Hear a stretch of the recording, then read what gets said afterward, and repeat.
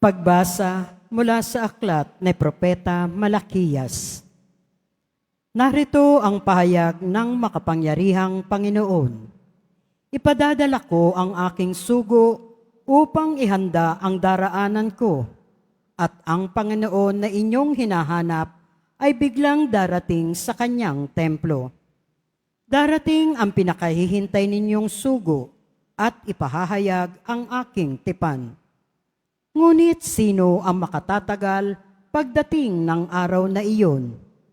Sino ang makahaharap pag siya'y napakita na?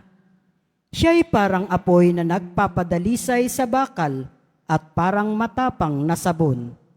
Darating siya para humatol at dadalisayin niya ang mga saserdote tulad ng pagdalisay sa pilak at ginto.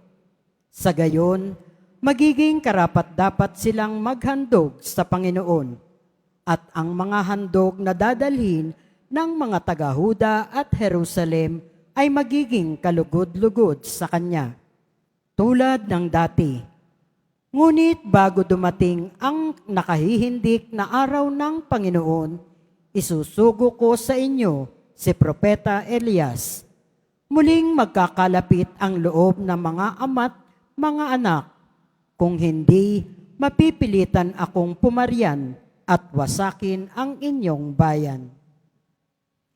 Ang salita ng Diyos. Salamat sa Diyos.